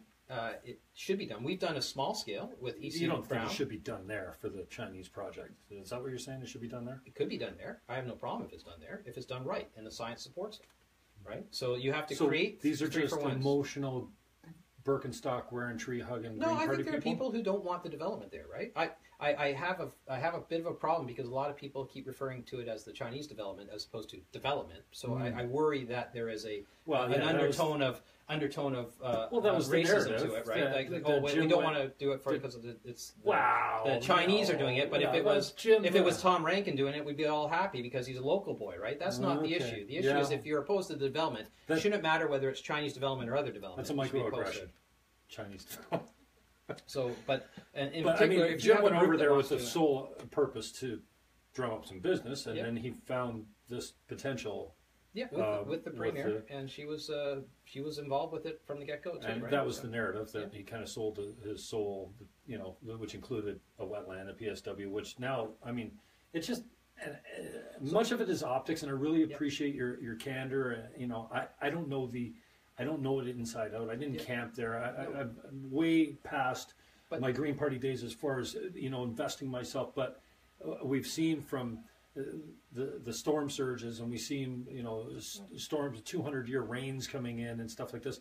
These low-lying areas and these natural seepage and runoff areas and the salamanders and the frogs and I get that whole thing, and I don't believe in biodiversity. You can't recreate what God created as a wetland if you believe in God. But we are recreating wetlands all the time because the amount of wetland on the mapping goes up quite a bit each year, right? So we do see new wetlands being created. A farmer puts a drainage pond in and leaves it and lets it go fallow. It'll create a wetland, right? So we see it along ditches. We do it along drainage ditches. Municipal drains become wetlands. This whole area was wetlands before it was all drained to farm it. So wetlands are recreatable. We do recreate them. But I will say this. We have a policy with smart growth that limits, and Greenbelt, that limits the growth and intensification of our communities within their current urban boundaries. And when you have urban wetlands, there are going to have to be tools in place to mitigate the damage or the impact of further growth. Because what Thundering Waters could do is develop the area that they are already allowed to develop, right? About 50% of the property can be developed. It's outside the scope, outside the wetlands. And what that could end up doing is fragmenting the other wetlands, in which case they could dry up, they could die on their own accord, right? Or they become, I forget what the term that the biologists use when they become all incestuous and they can't cross-pollinate. Or you could overload them with runoff. Or you can overload it with runoff. So there is a way to do, and the GRCan proposal that was put out there actually adopted this 3-for-1 ratio. They were happy to conceptually do it because they felt they could make a better, more attractive project by doing that. So I don't know if you've actually seen their plans when they were talking about them, but they were very, very interesting. And they brought pictures of things that they had done in China for that very reason. China is not known for being one that's environmentally sensitive to anything going on. But this was a group that actually had some input into how to make environmentally sound investments in infrastructure and development. So if you're going to, you've got these competing policies. You've got, okay, no movement of a wetland whatsoever, and we're never going to satisfy any environmentalist if we move a wetland or we change the wetland. But we also have this smart growth policy that says we all got to cram ourselves into the current urban boundaries because we're all going to go up so we can save all this other green land. Well, so the green space within the urban boundary has to either be maintainable or it has to be adjustable or flexible. So there's going to be competing policies in place there to deal with that urban restriction. So, what do you think what's your solution for solving the PR problem? I mean, you know, the way I see it is, well, no, we didn't suggest biodiversity offsetting. Well, actually, we found this email. Yeah, you did. And then the whole but it's very clear if you follow the timeline. White paper comes out. Province asks what your opinion on biodiversity offsetting is. We actually respond, not no net loss, 3-1. Oh, and by the way, the final result, after all this, and all the attention that's been brought to it, and all the other things, the province has gone no net loss, 1-for-1. So they've actually ignored our suggestion for more wetland. So that's where it is. But if you follow the timeline, it's there. How I address the PR, how I would address the PR issue is come talk to people like yourself, not doing it in a 30-second soundbite at 6:10. You can't do it unless you get in front or talk to people or sit down with them and explain the situation. And we can have policy discussions and we can have policy differences. And you may say biodiversity offsetting doesn't work. I can say it does work. We do it. At the end of the day, the answer has been, I disagree with you, so you're corrupt. Yeah. Which, I mean, that's just BS. I'm totally corrupt. That's ridiculous. So, or you're in the pocket of developers, right? Mm-hmm. Well, there's been a lot of history of people being in the pocket of developers. I mean, I take at what level are they most corrupt? I take the municipal and regional ones usually. I take great pride in the fact that I self-finance my own campaigns. Right. As I always say, I don't solicit donations. If they come, I deposit them, but I've never ever. The max you can pay do a donation is $750. You can't buy me for $750. I'll tell you that much. Amen. Speak to the lobbyist. Why? Is that a good effective use of our tax dollars? Okay, so like who are you? What are you lobbying? Lobbyists. There are lobbyists, and then there's communications experts, and there are people that do both, right? And there are people who we need to talk to about various issues, all sorts of issues. Is a lobbyist? There's certain things that we need to have access to make our position clear. It's just the reality. And an effective lobbyist, everyone's turned lobbyists into a dirty word, but if you have the person who can liaise, who can be used to make sure that you can get the meetings that you need to meet, why wouldn't you, right? The region required someone to help us with our GO train file, right? So we brought someone on board, basically looked after a lot of the heavy lifting on the GO train file. Make sure that we were in front of the right people, making sure that we can make the argument to the right person, making sure that our argument is being heard and followed up on. I think there's a lot of people who want to use lobbyists as a dirty word. I actually think I have a lot of friends who are lobbyists. A lot of them are professionals. A lot of them are there to make sure that they follow a set of rules and guidelines. I think there are some legitimate times when you need to have direct access to decision makers at different levels of government. All right. And then this recent discussion with the region about handing off some responsibility to them or whatever, and then followed up with the termination of 8 employees. Handing back some responsibilities. So just bad timing. All of a sudden, no, you know staffers are gone. And I will tell you, the media. The narrative has become out there. These guys are the frontline workers. These are the conservationists. Yeah, and it's absolutely not true. So here's what I'll say on that, because it's not just the areas of responsibility that required. Let me give you an example. We talking about budget costs and budget expenditures going up all the time. We looked at our budget. I'm the budget chair at the NPCA, right? And we get a certain amount of money that we levy. We don't bill anyone. We levy. It's a tax bill. It goes on everyone's land, property tax bill.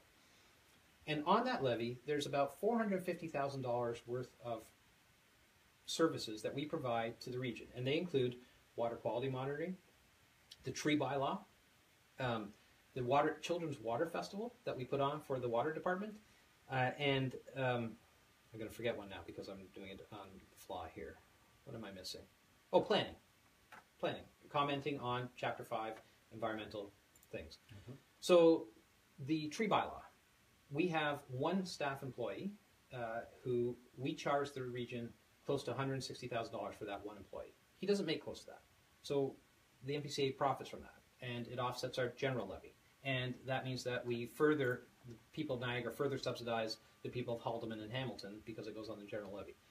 So, but here's the thing. Our tree bylaw officer is there solely to enforce the Niagara Regional bylaw. So when our NPCA guy goes out there and issues a good forestry practices permit to a guy who's clear cutting a forest, it's not the region that's issued the permit, it's the NPCA. And then again, oh, well, you're in the pocket of developers. You've just allowed them to clear cut a forest. We didn't. Our employee did on behalf of the Niagara region. So there's one example, right? So there's a guy, great guy, by the way. He's a smart forester. He understands that wood is a resource, and he has his degree in forest management. He's a great guy.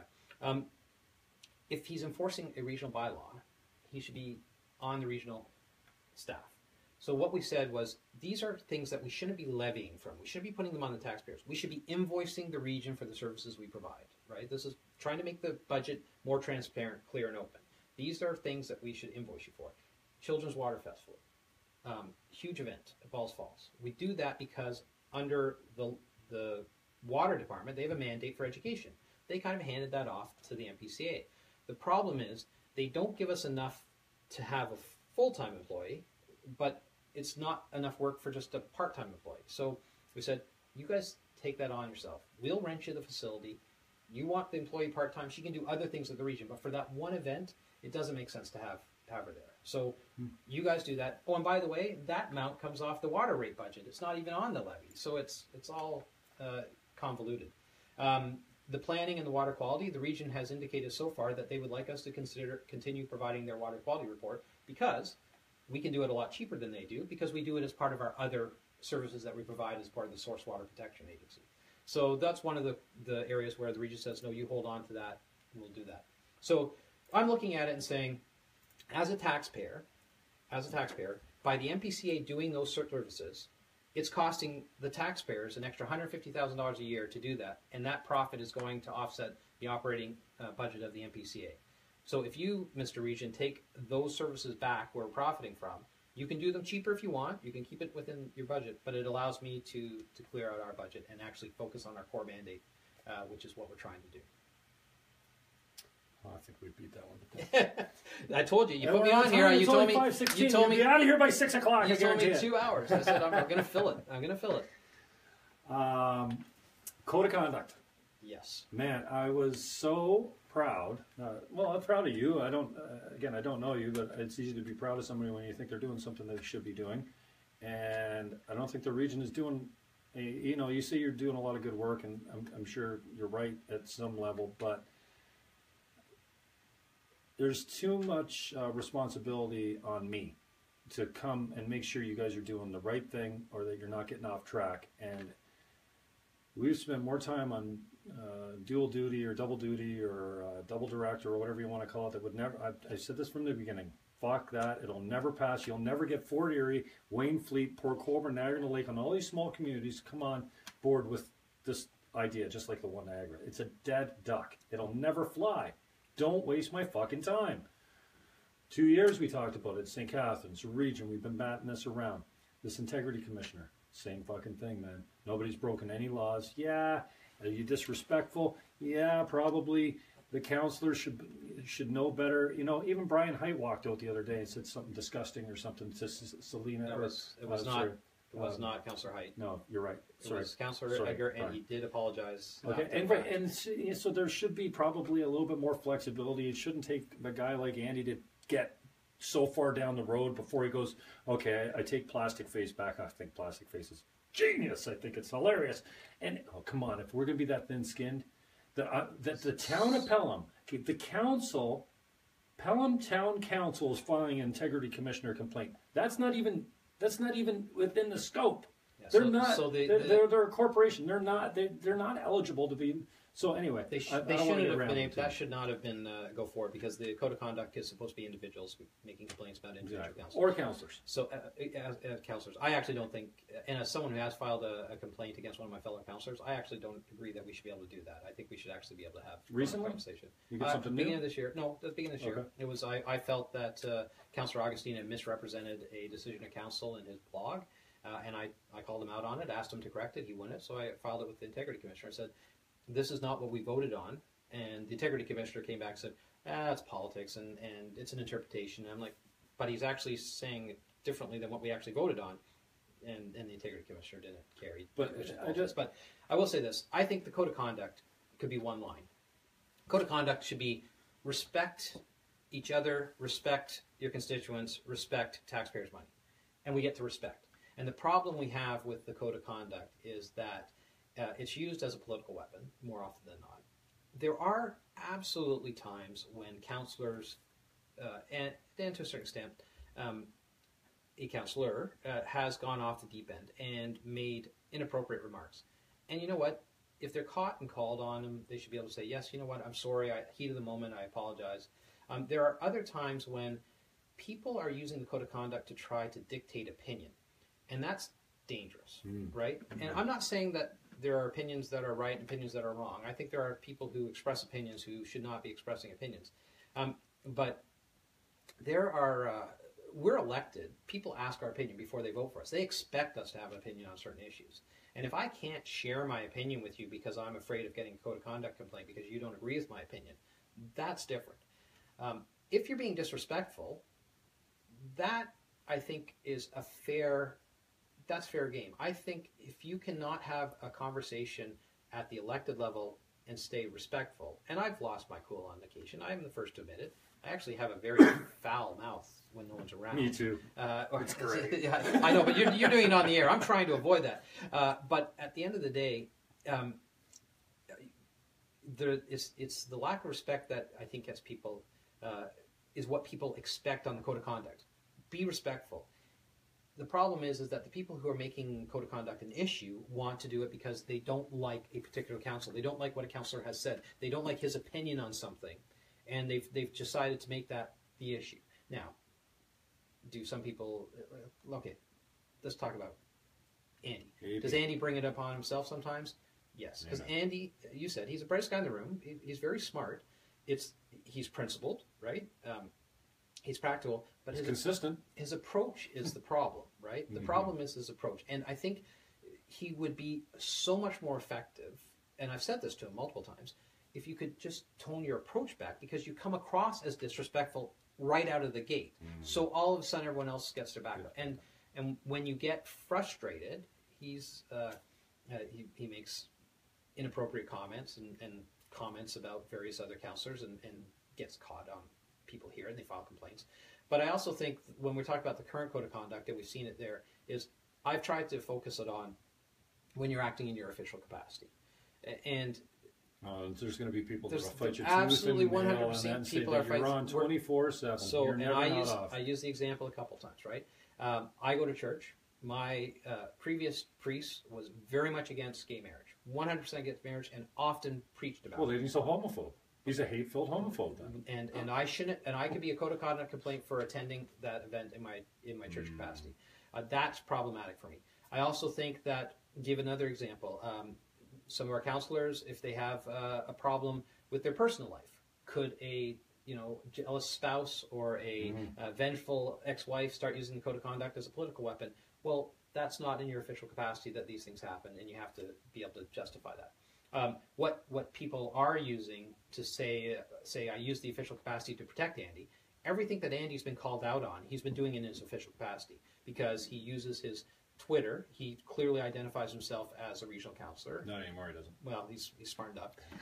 Like on my Twitter, I identify myself as a regional councillor. My Facebook page, I have a regional councillor Facebook page, and I have my personal page. Oh, and you my just personal only page, add the people that you want on your personal on my page. personal page, I share inappropriate jokes. I really let people know That's how why many I haven't got an invite to their how many days until the next Star Wars movie. Like I put all my stuff on my kids, right? Like that's my personal page, and sometimes I get into heated debates, and you've seen them as on there with people, and I express my opinion.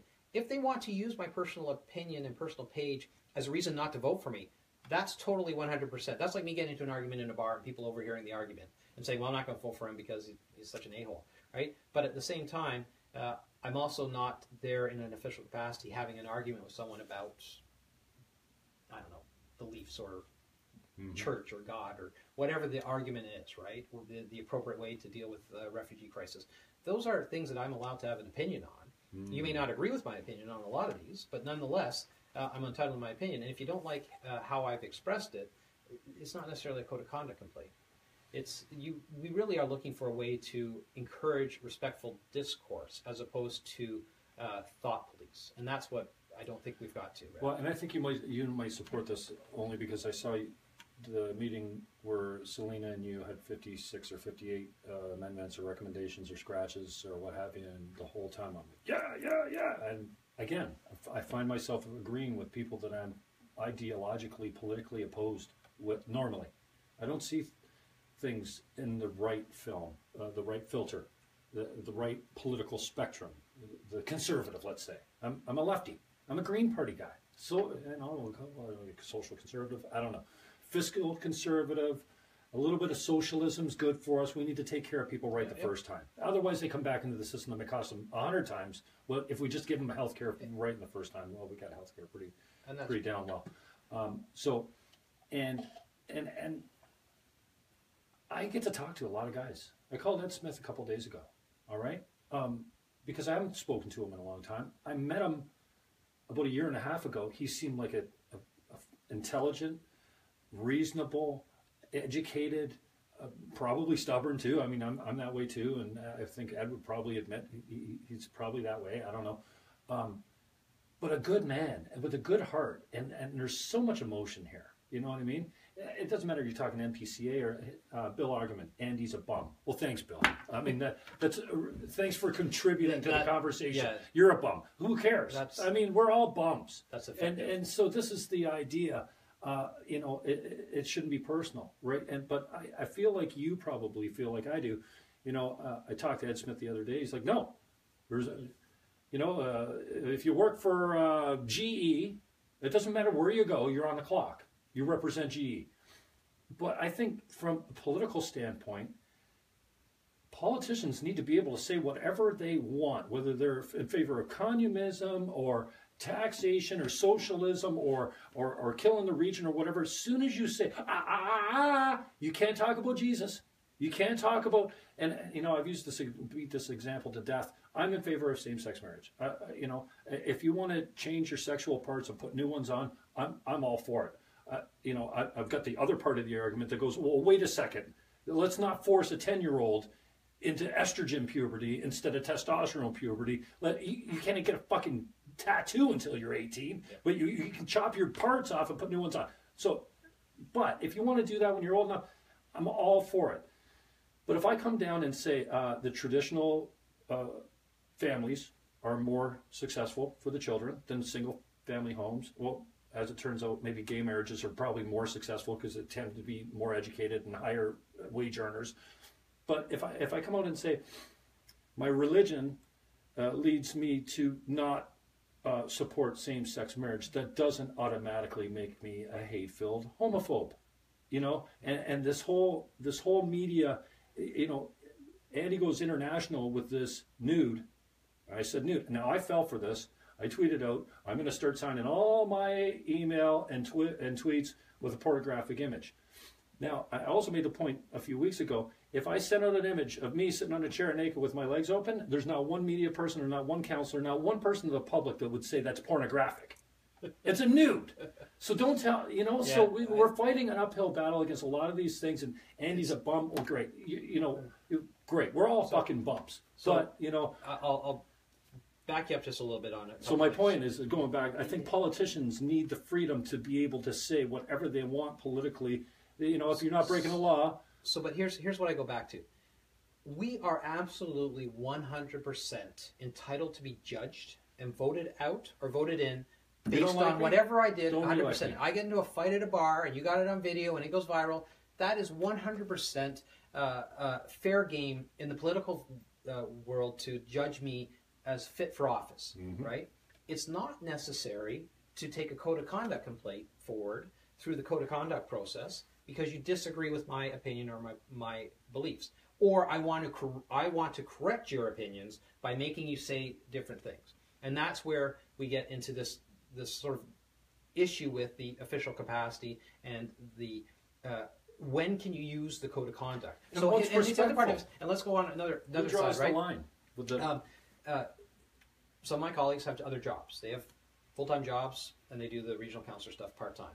And if they are doing something in those jobs that could be problematic for them, or they get into a fight or an argument with the customer or with the supplier, and then the supplier calls a code of conduct complaint on them. Under this current regime, that would be absolutely legitimate. And that's not helpful either, because there has to be a differentiation between the official capacity that you're working in and what you're doing in your private personal life. Your private personal life is 100% fair game for determining whether you're fit to be elected or not. But it's not a code of conduct issue, and that's what I'm trying to get to. If the code of conduct says be respectful for each other and I'm not respectful to you, then okay, yeah, give me a code of conduct complaint, say I wasn't respectful. I will also say that's really hard for elected officials because there's a lot of people who I don't respect, but I try to be respectful with them, right? And that's always the respect is not guaranteed. Yeah. You can't make me respect you. Yeah. There's no freaking way, and so you that's can't why legislate respect either. But you can legislate people to act respectfully. Some people aren't worth my respect. You don't have to respect them. You just have to be respectful. So this is why I say, go back to same-sex marriage, or as an example. My religion may not agree with same-sex marriage. I personally am completely indifferent, right? It's not an issue for me. If someone asked me, would I attend a gay marriage? Absolutely 100%. Do I want to get married to another man? I personally don't, but whatever floats your boat. That's not my issue. Homophobe. It's not. I am indifferent. I am absolutely indifferent. It's not my marriage. The trials and tribulations I've had in my marriage have not changed one iota since they allowed gay marriage. It's not threatening my marriage in any way, shape, or form. So anyone who says that is being disingenuous. But I understand the religious aspects of it. My point is that if there is a couple that is gay, and I was on a tour at this one I was just at with one of the ladies was talking about her wife and all that. We had a great discussion about science fiction and the best shows on Netflix coming and forthcoming and been on there. And I'm completely respectful of her choices. And that's the other thing, is that you don't shun someone. So it's a balancing act to manage those expectations. I don't impose my view on anyone, right? But I feel every right to share my view, right? And that's the issue. I can't impose, and this was the other argument, I can't impose my view with a tweet. I can share my view with a tweet, but that doesn't impose it on anyone. Don't follow me. Don't look at my tweet. Don't follow me on Facebook. So this is where we get into this dichotomy. And the other thing that would make it a little bit easier, I think, is when you're talking about the official capacity and what you're doing. I think it also helps clarify a lot of the whole issue around councillor expenses, right? If you're doing something in your official capacity, there is an expense included. Is this Nunziata driving to 1010 official capacity? He is there as a regional councillor. He wasn't. Damn straight it is. I talked to McConnell the other day on this. He's like, why is everyone drinking the Kool-Aid? Sorry, Tommy, if I'm just talking out of turn, but this is just like bandwagon jumping. I figured Sandy, there's very easy test. $4,000. Were you invited on Jerry Hagar before you got elected? His answer was no. I was not on Jerry Hagar as a regular contributing guest until I got elected. Do they introduce you as a regional councillor? Every time. Every break. Councillor. And do you mention Niagara? So I'm going to tell you, when we talk about lobbying, the cheapest advertising going. All the people who listen and make decisions in Toronto, everyone at Queen's Park listens to 1010 every day, and Jerry Agar is the topic of choice for everyone preparing for question period, for everyone preparing briefing notes. He's conservative too, right? Absolutely. Yeah. But everyone knows, especially on the other side, the other side knows that that's going to be the question of the day coming into question period. So if you don't think that that's effective, and let's back it out a little bit, costs about $150 a mileage for him to go there and back. He probably uses, I don't know, $100 worth of gas. I don't know what it costs now to drive in and out. It's a weekly trip, right? He does it once a week. $150 there and back. If you were to advertise in mileage, you mean? Yeah. Okay. He gets $150 in mileage expense. If you were to advertise, even the thing where it says announces the news and you get your company mentioned,